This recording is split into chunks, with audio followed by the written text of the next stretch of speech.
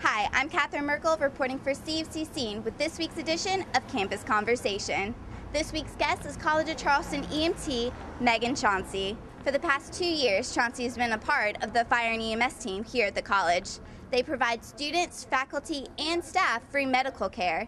They also provide medical services during special events on campus and throughout the Charleston community. Today, Meghan shares her experience as a student volunteer and what it's like to work with this organization. Well, thank you for meeting with me today, Meghan. I really appreciate it. No problem.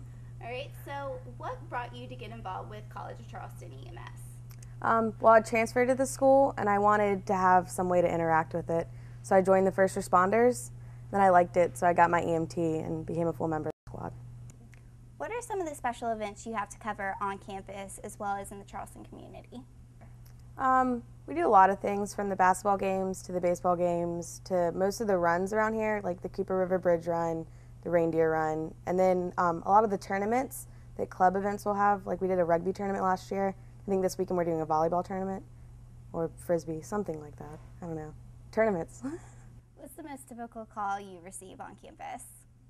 We have a lot of intoxicated student calls just because being around the campus. During the day, though, it's mainly like auto peds and like car wrecks. Okay. And what would you say is the most serious or interesting call you've ever been on while part of the College of Charleston EMS? I had a really funny one once. A kid was doing a bike trick on the cistern and he did a face plant into the construction zone when they were still building around there, and he was pretty beat up. Where do you hope this experience will take you in your future? This is really what I'm wanting to do. Maybe nursing school and a life flight nursing, but I want to have it a lot to do with EMS pretty much here on out. How closely involved is Charleston County EMS with the College of Charleston division? We work really close together. Whenever we need a transport, like somebody needs to go to the hospital, since we can't do that right now, they come and pick them up for us. We try to stay really close with them. Their director, Don Lundy, is really close with our whole unit, and he likes all of us. So try to work together as well as possible. I know there's a lot of time requirements going into this. What's required of you to be a part of the EMS team?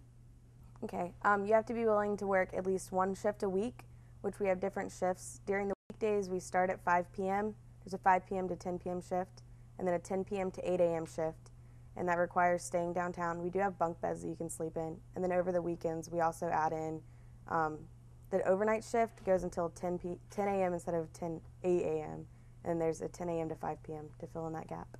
If there were CofC students interested in getting involved in completing some volunteer work, what would you say to them about this organization? It's a great little group. Again, you have to be willing to put in the time. If you really are looking into it, go to public safety. We have applications, and you have to be at least in EMT basic, which is the bottom level. The College of Charleston is always looking for motivated and dependable students to join their team. So if you're interested in joining College of Charleston Fire and EMS, send an email to their training officer at ems-training@cofc.edu or stop by Public Safety Headquarters on campus. That's it for this week's edition of Campus Conversation. I'm Catherine Merkel for CofC Scene.